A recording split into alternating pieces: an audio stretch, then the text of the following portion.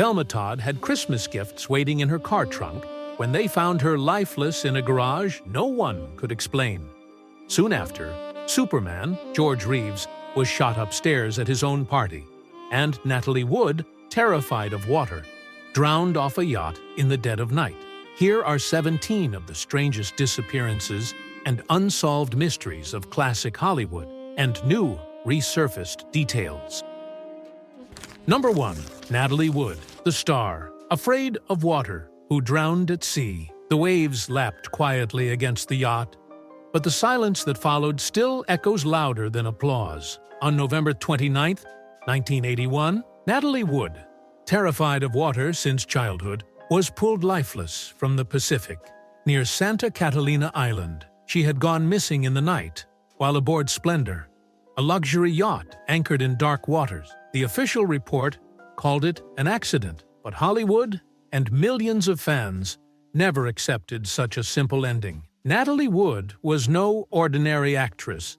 From Miracle on 34th Street in 1947 to the fiery heartbreak of Rebel Without a Cause in 1955, she grew up on screen, enchanting audiences with both innocence and sophistication. By the time she starred in West Side Story, 1961, she was Hollywood royalty, her name as recognizable as any on a marquee. Yet, behind the dazzling gowns and premieres, her private life was far stormier. Her marriage to actor Robert Wagner was as passionate as it was troubled, marked by separations, reconciliations, and whispers of jealousy that columnists eagerly fed upon. The night she disappeared, the yacht carried a combustible guest list: Wagner, Natalie, and fellow actor Christopher Walken. Tension simmered between them. Some recalled an argument, raised voices, a glass shattering against polished wood. Hours later, Natalie was gone. Her body was found floating in a down jacket, as if she had tried desperately to shield herself from the cold night air. The contradictions were endless. She couldn't swim, so why would she leave the safety of the yacht at midnight? Lifeboat lines were untied, suggesting a struggle or a hasty attempt to leave. Wagner admitted to quarrels, but denied responsibility. Walken kept mostly silent, his silence fueling more questions than answers. For the fans who adored her, the tragedy wasn't just her death, but the mystery that swallowed it whole. Hollywood called it an accident. Investigators later called it suspicious, but to this day, no answer has satisfied the longing for truth. Natalie Wood's life was a shimmering film reel of beauty and acclaim, but her final scene was written in shadows on a restless sea. Number 2. George Reeves, Superman's fatal bullet. The party was still going when the shot rang out. Upstairs, George Reeves, television's Superman, lay motionless, a bullet in his head, while his guests downstairs continued drinking. It was June 16, 1959, in the quiet Los Angeles neighborhood of Benedict Canyon. But nothing about that night was quiet. Police called it self-inflicted. Hollywood called it suspicious. For millions of children in the 1950s, George Reeves was a hero made flesh. Week after week in Adventures of Superman, he soared across black and white television screens, a symbol of hope in the atomic age. But Reeves himself felt trapped inside the cape. After small roles in classics like Gone with the Wind, 1939, he longed for serious work at MGM or Warner Brothers. Instead, he became typecast, his square jaw forever tied to tights and a cape. The industry had crowned him a hero, but behind the camera, Reeves felt powerless. The scandal unraveled in layers. Reeves was entangled with Society hostess Toni Mannix, the wife of powerful MGM executive Eddie Mannix. Their affair was well known in Hollywood's Whisper Network, and when Reeves became engaged to a younger woman, the breakup with Toni was messy. On the night of his death, multiple guests were present in the house: friends, acquaintances, even his fiancée. Statements conflicted. Some claimed Reeves was despondent. Others said he was cheerful, pouring drinks just minutes before the shot. Even more curious, gunpowder tests were inconclusive. Bullet casings were misplaced, and the crime scene felt more like a cover-up than an investigation. Speculation only grew. Did Eddie Mannix, with his rumored mob ties, arrange a warning gone too far? Did Toni herself know more than she ever admitted? Or was Reeves truly a man broken by career stagnation and Hollywood's ruthless typecasting? Theories multiplied, while truth remained buried in smoke and silence. In the end, the man who had been America's Superman left behind no hero's ending. Children remembered the cape and the smile.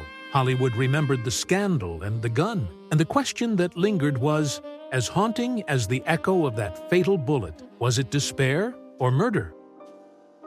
Number 3. Thelma Todd. The smile silenced in a garage. She was young, glamorous, and laughing on screen one night and found lifeless in her car the next. December 16, 1935, cast a shadow darker than any film reel. Thelma Todd's body was discovered slumped behind the wheel of her chocolate-colored Lincoln. The engine silent, the garage sealed tight. Officially, the verdict was carbon monoxide, but Hollywood insiders whispered something far more sinister. Betrayal, jealousy, and cover-up.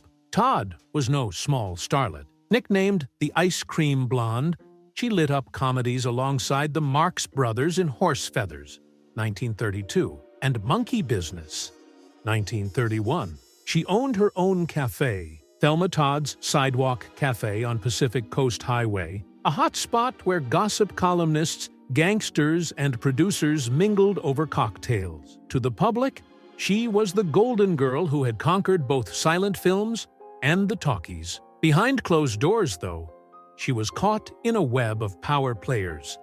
Her business partner, Roland West, his jealous wife, Jewel Carmen, and whispers of mob influence. The scandal deepened with every contradiction. Friends swore Thelma had been cheerful, planning a holiday party and signing a fresh Paramount contract. Christmas gifts still wrapped lay in her trunk, waiting for family. Yet she was found in Carmen's garage, miles from her own home. Some claimed Roland West had locked her out after a quarrel. Others suspected she never drove there at all, that she had been placed, like a tragic prop, into that car. Even the angle of her shoes and the bruise on her face fueled endless speculation in the papers. The police quickly closed the case, chalking it up to a strange accident. But the press and her fans never let it rest. Was it mob retaliation for refusing to let her cafe be used for gambling? Was it a jealous lover's rage? Or did Hollywood simply decide one of its brightest blondes had become too complicated? Number 4. Marilyn Monroe, the star who knew too much. The phone rang in the middle of the night, and by dawn, the world's brightest star was gone.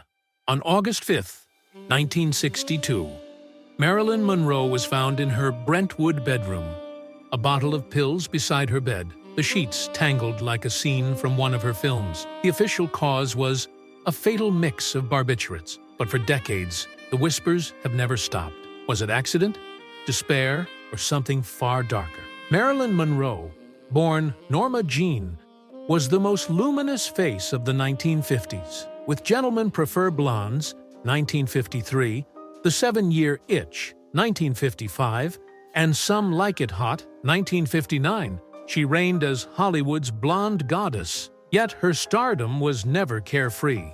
Columnists documented her every heartbreak, 3 marriages, Joe DiMaggio's jealousy, Arthur Miller's distance, and countless rumored affairs. Studios saw her as a commodity, not a woman. And behind her smile, Monroe wrestled with sleepless nights, trembling anxiety, and the weight of fame that promised everything but peace. The scandal deepened with politics. Marilyn was said to have been entangled with both President John F. Kennedy and his brother, Attorney General Robert Kennedy. Some claimed she knew too much about their affairs, even about state secrets. The night she died, witnesses swore Robert Kennedy had been at her house, though others denied it. FBI files and alleged wiretaps hinted at surveillance. Her psychiatrist's timeline conflicted with the housekeeper's. The scene itself felt staged. The phone in her hand, the door suspiciously locked from the inside. Fans refused to believe it was simple. Was it an accident born of loneliness and pills, a silencing by powerful men, or just the cruelest coincidence of a life already haunted by abandonment? For every theory, there was another hole in the story. Marilyn Monroe embodied Hollywood's shimmering promise. Yet her final curtain call was cloaked in secrecy. The studio system sold her as innocence wrapped in diamonds. But her death left a question that no investigation could ever bury. When the brightest star in Hollywood falls, who is really to blame? Number 5. Rita Hayworth, the love goddess who vanished into herself. The cameras adored her face, but by the end, even she could not remember the woman staring back. Rita Hayworth, Hollywood's love goddess, danced across screens in satin gowns, her hair tumbling like firelight. Yet behind the glittering premieres and gossip column romances, she was slowly disappearing.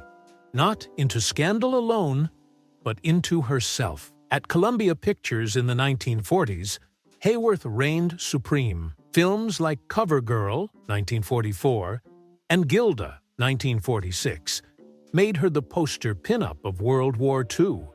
Soldiers carried her photo in their helmets. Columnists called her the dream that kept men alive overseas. But Rita's personal life was a battlefield of its own.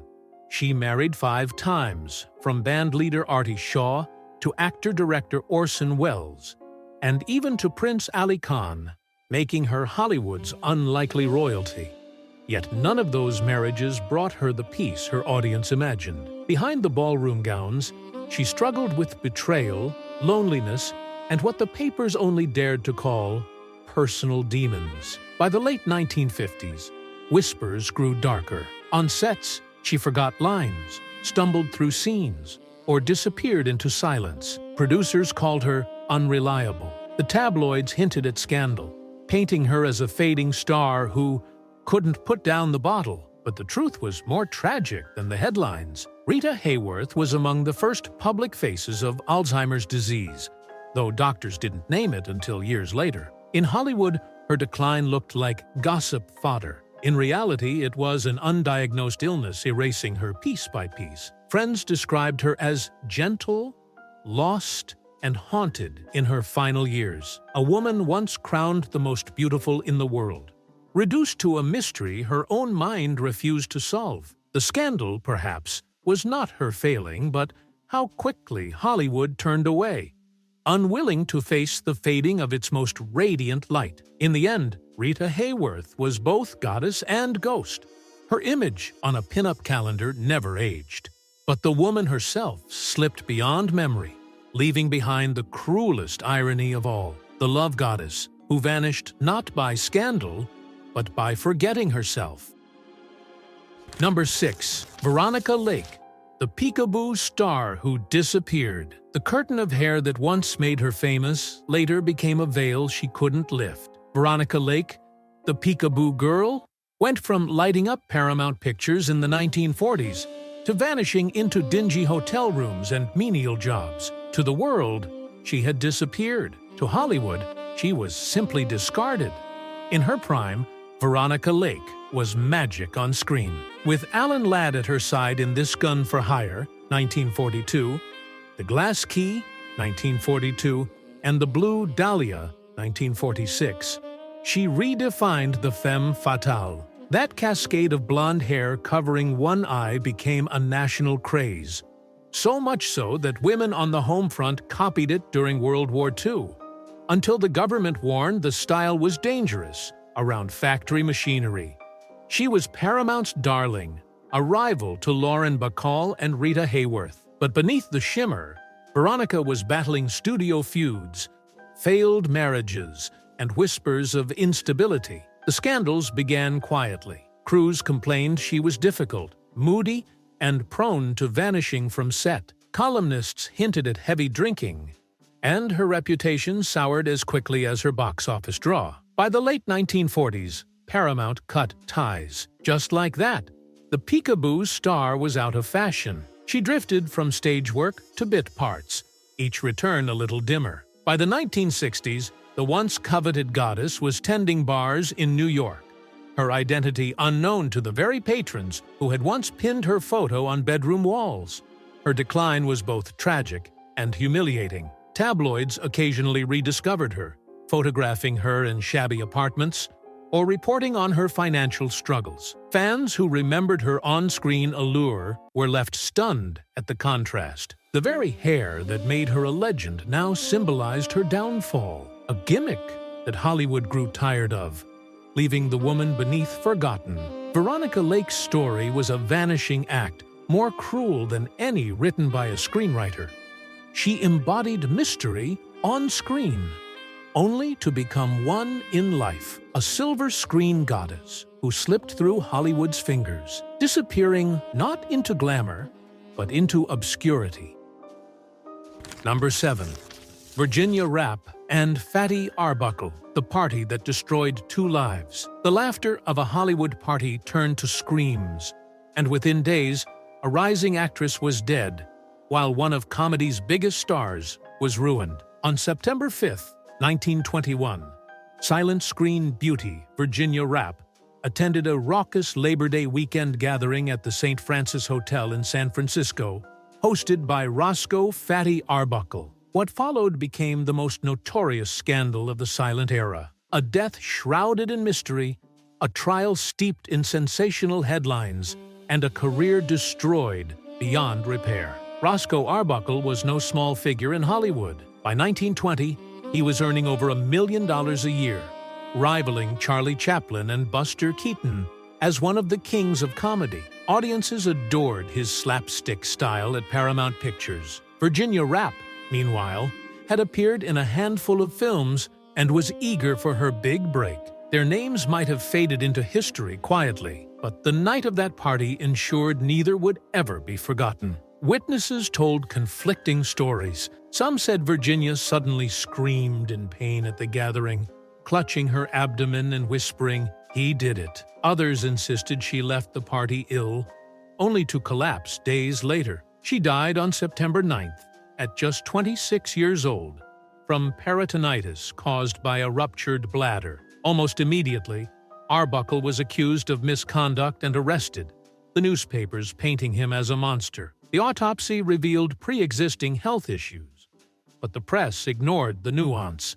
Sensational headlines sold more papers than truth ever could. The trials, 3 in total, gripped the nation. Although Arbuckle was ultimately acquitted, and the jury even issued an apology, the verdict came too late. His films were banned, his reputation shredded. Virginia Rappe's memory became permanently entangled with scandal, her talent eclipsed by the circumstances of her death. Arbuckle, once one of Hollywood's brightest stars, never regained his standing. The tragedy of that night was twofold: a young woman's life cut short, and a man's career obliterated by a mystery no one could untangle. Hollywood moved on, but the echoes of that party still haunt its gilded history. A reminder that in Tinseltown, one night can destroy 2 lives forever.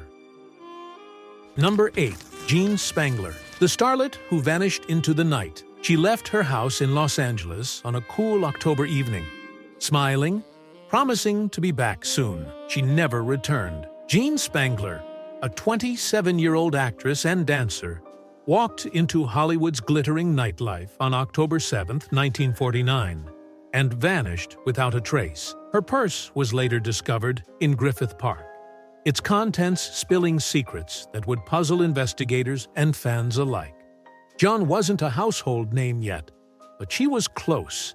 She had danced in the chorus lines at Warner Brothers and appeared in small roles in films like When My Baby Smiles at Me, 1948. Her beauty and charm had caught the eye of casting directors, and columnists whispered she might be on the verge of stardom. But she also lived in the shadow of struggle: a divorce battle with her ex-husband, custody disputes over her daughter, and late-night whispers about new men in her life. Hollywood, always hungry for scandal, was quick to take notice. The mystery hinged on one chilling clue. Inside Jean's purse, police found a note addressed to a man named Kirk.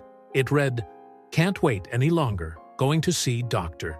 Scott. It will work out best this way while Mother is away.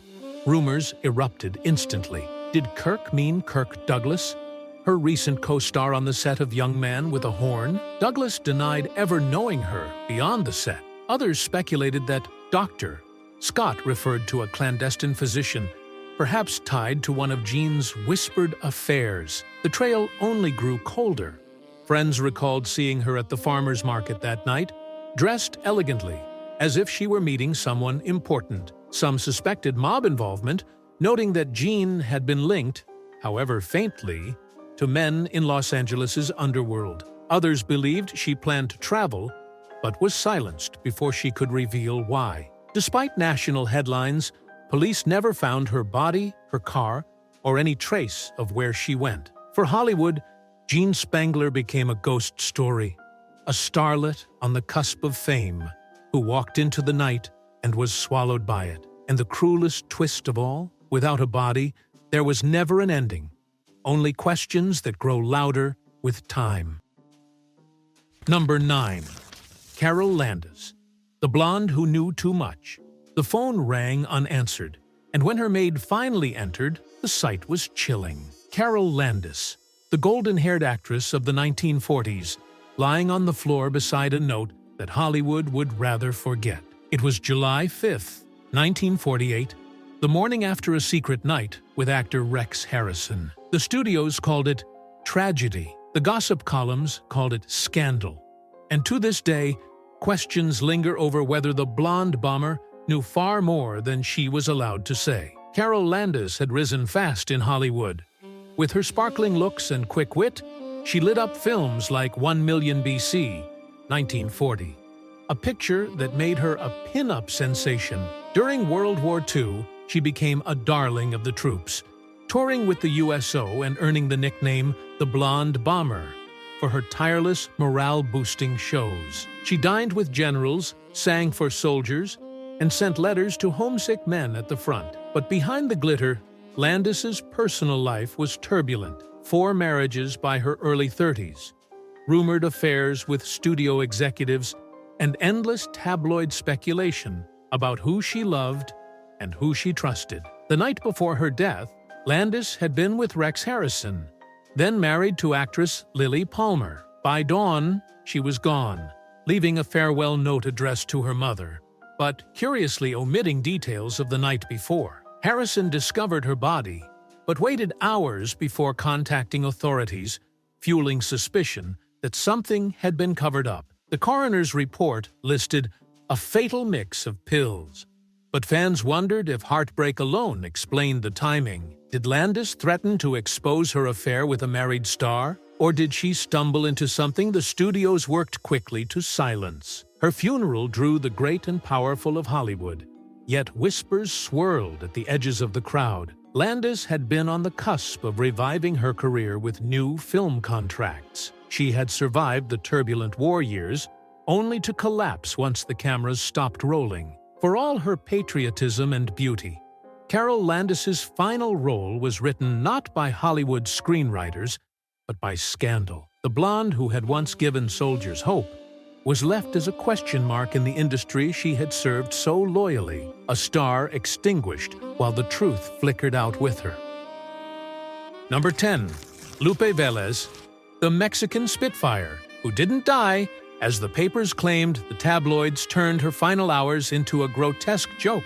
But the truth was far more tragic. When Lupe Vélez, Hollywood's fiery Mexican Spitfire, was found dead in December 1944, gossip columnists spread lurid and degrading rumors about how she passed.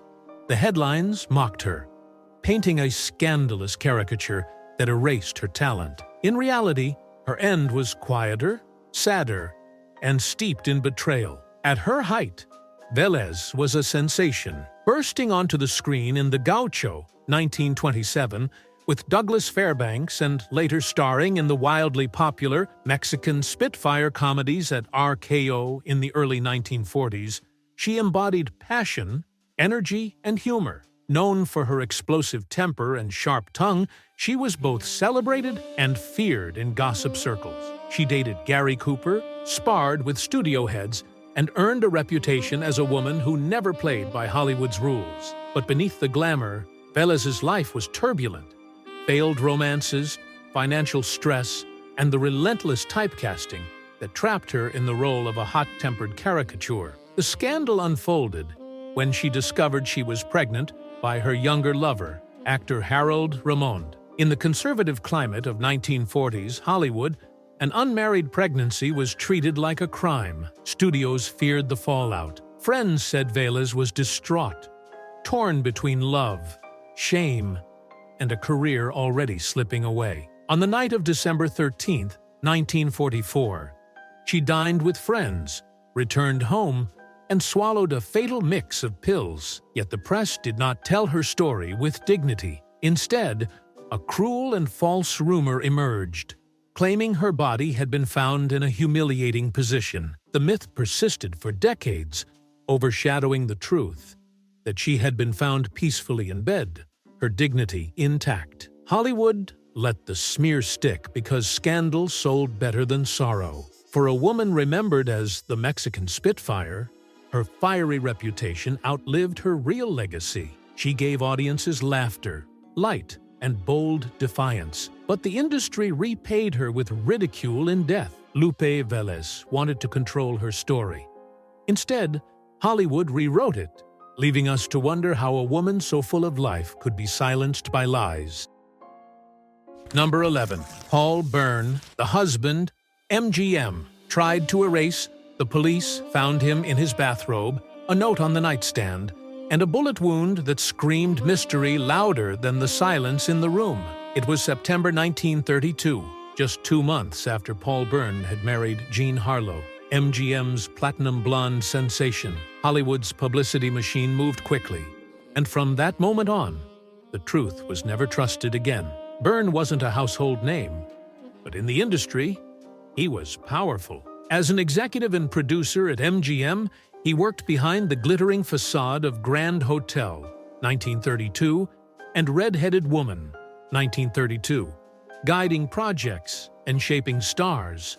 When he wed Harlow, the studio played it as a fairy tale, the genius executive and the luminous star. Yet friends whispered that the marriage was troubled almost from the start, that Bern's health, his past entanglements, and his fragile temperament shadowed their union. The scandal exploded on Labor Day weekend. Bern's body was discovered in the couple's Beverly Hills home, with a typed note addressed to Harlow. It read, in part, "This is the only way to make good the frightful wrong I have done you." The words fueled endless speculation. Some claimed he was humiliated by personal failings. Others whispered of blackmail or betrayal. MGM executives stormed the scene before police had finished, allegedly removing evidence. Gossip columnists Hedda Hopper and Luella Parsons reported breathlessly. But the narrative always seemed half-scripted. The revelations grew darker. Weeks later, Bern's former common-law wife, Dorothy Millette, was found drowned in Northern California, adding another layer of suspicion. Had she confronted him that night? Did MGM orchestrate a cover-up to protect their most valuable star, Jean Harlow? No answers ever came, only rumors sharpened by time. Jean Harlow never spoke publicly about that night, and the studio steered her back to the set within days, determined to shield their investment. She would die just 5 years later, leaving behind only more questions. Paul Bern's death was officially ruled a self-inflicted tragedy, but the haste of MGM's spin, the missing pieces, and the second body in the story have kept his name tied not to the films he made, but to a scandal Hollywood worked desperately to erase. Number 12. Barbara Payton, Beauty Torn Apart by Hollywood's Wolves. The flashbulbs once loved her face. By the end, she was selling her own story on street corners. Her beauty ravaged, her dreams discarded. Barbara Payton, once hailed as Warner Brothers' next big blonde star, lived one of Hollywood's most brutal rise-and-fall sagas. Her scandals were splashed across newspapers, her downfall whispered about in cocktail lounges. She wasn't just destroyed by her choices. She was devoured by the industry that had promised her everything. In the early 1950s, Payton's career burned brightly. She starred opposite Gregory Peck in Only the Valiant, 1951, and with James Cagney in Kiss Tomorrow, Goodbye, 1950. Critics praised her allure, a mix of innocence and danger. Warner Brothers groomed her for greatness, positioning her as competition for Lana Turner and Ava Gardner. But off-screen, Payton's life became a tabloid frenzy. Her romances with A-list stars, married men, and powerful executives fueled gossip columnists like Luella Parsons, who painted her as reckless and wild. Then came the scandal that sealed her fate.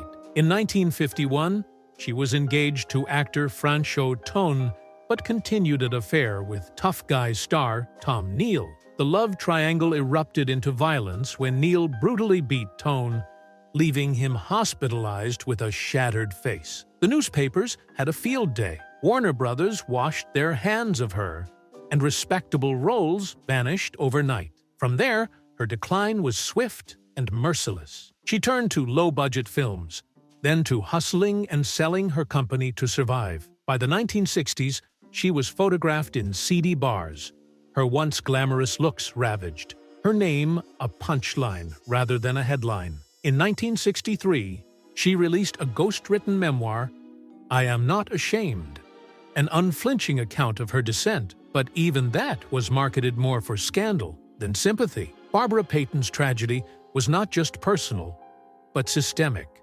She was young, beautiful, and ambitious, easy prey in an industry that feasted on women like her and discarded them when the scandal outweighed the profit. Hollywood promised her the world, then turned its back. The irony was cruel. Barbara Payton gave the town her beauty, and in return, it gave her infamy. Number 13. Frances Farmer, the asylum's forgotten victim. The headlines didn't describe a star, they described a spectacle. Actress arrested, Frances Farmer, in courtroom brawl. By the 1940s, one of Hollywood's brightest young talents was no longer known for her work on screen, but for her public collapses, her defiance of authority, and the scandals that would send her not to a studio soundstage, but to the locked doors of psychiatric hospitals. Frances Farmer had seemed destined for greatness, with her striking presence in films like Come and Get It, 1936, and Son of Fury, 1942. She was praised as one of the most promising actresses of her generation. Paramount had touted her as a new leading lady, a rival to Bette Davis and Katharine Hepburn. Yet Frances was never willing to play the part Hollywood demanded. She resisted studio publicity, refused to attend premieres, and openly criticized the industry. In an era ruled by gossip columnists and rigid studio contracts, her rebellion was branded not as independence, but as instability. The scandals escalated quickly. In 1943, after a drunken driving arrest and a dramatic outburst in court, Frances was ordered into psychiatric care. What followed was years of confinement, electroshock therapy, and whispered rumors that the studios and her family had given up on her entirely. Some even claimed she endured far worse: lobotomy, mistreatment, and exploitation inside the asylums. Though those rumors remain debated, what is certain is that Frances Farmer was broken by a system that punished her refusal to conform. By the time she returned to the screen in the 1950s, she was a ghost of her former self, appearing in minor roles and hosting a local television show, far from Hollywood's bright lights. The firebrand who once promised a new kind of stardom was remembered less for her art than for the humiliations stamped into her record by the press and the courts. Frances Farmer's tragedy is a story not of madness alone, but of betrayal by the studios, the system, and the era that couldn't forgive a woman who refused to smile on command. Hollywood silenced her voice, then left her to be remembered only as its most infamous fallen star. Number 14. Carole Lombard, the plane crash that raised questions. The mountain lit up like a torch in the night sky, and Hollywood's laughter queen was gone in an instant. On January 16, 1942, Carole Lombard, the highest-paid actress of her day and wife of Clark Gable, boarded a plane to return from a patriotic war bond tour. Hours later, the aircraft slammed into Nevada's Potosi Mountain, killing all 22 aboard. The official verdict was pilot error, but in Hollywood, where every tragedy carried whispers, the questions refused to die. Lombard had been a force of nature, known as the screwball comedy queen of My Man Godfrey, 1936, and To Be or Not to Be, 1942. She blended quick wit with radiant glamour. Her marriage to Clark Gable was a union straight out of the fan magazines, Hollywood's king and queen. When World War II erupted, she threw herself into supporting the country, selling more than $2 million in war bonds during her Indiana hometown rally. The nation celebrated her as both star and patriot, yet the circumstances of her death unsettled many. The plane, TWA Flight 3, had been cleared for takeoff despite mechanical concerns. Reports suggested the crew was fatigued. Some said Lombard insisted on flying that night against advice, eager to return to Gable. Others speculated sabotage. Whispers of enemy agents in wartime America spread quickly in gossip columns. Why did the aircraft veer off course so drastically? Why was such a valuable national figure not given more protection? Clark Gable was devastated. His grief so raw he briefly enlisted in the Army Air Forces, flying combat missions as if to avenge her. For fans, the loss was more than personal. It was symbolic. At a time when America needed hope, its brightest comedian had been extinguished in fire. Carole Lombard's death was officially labeled an accident, but the unanswered questions made it feel like something more sinister. Hollywood remembered her as a woman of laughter and light, yet her final scene was one of smoke and silence. The irony was cruel. The queen of comedy taken not by age or scandal, but by a tragedy that still casts a shadow on wartime Hollywood. Number 15. Judy Garland, the songbird drowned in pills. She could silence an audience with a single note, but behind the curtain, she was swallowing handfuls of little white pills just to keep going. By June 22nd, 1969, the world's eternal girl from The Wizard of Oz was gone, found in a London bathroom at only 47 years old. The cause was ruled a fatal mix of pills. For fans, it was no surprise. The tragedy was less a sudden shock than the final, inevitable crescendo of a life orchestrated by Hollywood's most ruthless machine. Judy Garland was the songbird of MGM. At just 16, she gave the world Over the Rainbow in 1939. Her voice forever etched into the American soul. But even as she sparkled in Meet Me in St. Louis on 1944 and A Star is Born, 1954, Garland was fighting a war few saw. MGM had her on a strict regimen. Pills to wake her up, pills to keep her thin, pills to put her to sleep. The studio demanded perfection. Wide eyes, slim waist, endless energy. What it stole was her peace. Her life off-screen mirrored the chaos. 5 marriages, financial ruin, and public breakdowns became tabloid fodder. Columnists like Hedda Hopper feasted on her stumbles, mocking the very woman whose voice had carried America through the Depression and war. By the 1960s, her concerts were legendary but unpredictable. Her brilliance still there, but shadowed by exhaustion and despair. Audiences never knew if they would see magic or a collapse. The night of her death was ordinary. A rented home in London, her husband asleep, Garland retreating to the bathroom one last time. The coroner's report described no foul play. Only the cumulative toll of decades lived under the glare of studio lights.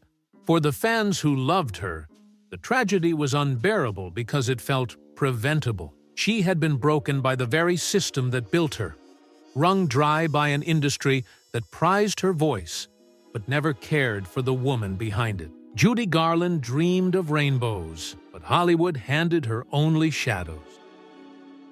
Number 16. Clara Bow, the it girl who lost it. All the fan letters piled high.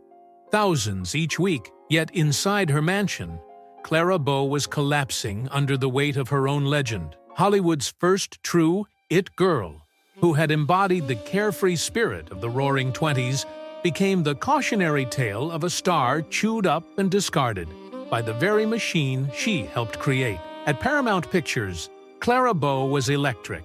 Her performance in It, 1927, gave her the nickname that would define an entire era. Audiences adored her wide eyes, her Brooklyn lilt, and her raw, unpolished vitality. In Wings, 1927, the first film to win the Academy Award for Best Picture, she embodied the Jazz Age's reckless charm. But even as she reigned as the biggest box office draw of the late silent era, scandal was never far behind. Gossip columnists painted her as wild, promiscuous, and reckless. Stories of affairs with co-stars and high-profile men circulated endlessly. Some invented, some exaggerated, all designed to sell papers. By 1931, the pressure was unbearable. The arrival of talking pictures exposed her insecurities. Clara loathed the sound of her own voice, though fans barely noticed. She suffered breakdowns, walked off sets, and battled insomnia. Tabloids sharpened their knives, mocking her as unstable and unfit. Lawsuits and betrayals by her staff drained her fortune. Even her personal secretary accused her publicly of misconduct, a charge that humiliated her in court, though little evidence was ever proven. Worn down, Clara bowed out of Hollywood at just 28 years old. She married actor Rex Bell and retreated to a Nevada ranch, far from the Klieg lights. But her struggles didn't end. Years later, she faced further breakdowns and psychiatric treatment, her once glorious name reduced to whispers of fallen star. Clara Bow's story is one of cruel irony. She was the woman who embodied it, that unnameable magnetism that Hollywood spent decades chasing. Yet the very qualities that made her irresistible were twisted into weapons against her. By the time Hollywood wanted her back, she wanted nothing to do with Hollywood. The it girl had lost it all, not by choice, but by survival. Number 17. Bela Lugosi, Dracula's Curse of Poverty and Addiction. The cape that once struck fear into audiences became a shroud of humiliation in his final years. By the 1950s, Bela Lugosi, forever etched in memory as Count Dracula, was not performing on grand stages, but begging for work. Penniless and dependent on painkillers, the man who gave Hollywood one of its most immortal monsters had been devoured by his own demons. Back in 1931, Universal Pictures released Dracula, and Lugosi's piercing eyes and hypnotic accent made him an instant icon. He had come to America from Hungary, carrying the aura of European sophistication, and audiences fell under his spell. For a time, he was the undisputed king of horror, starring in films like White Zombie, 1932, and Son of Frankenstein, 1939. But Hollywood was fickle. Studios typecast him as a villain, and while Boris Karloff found varied roles, Lugosi's career narrowed until he was locked inside a coffin of his own creation.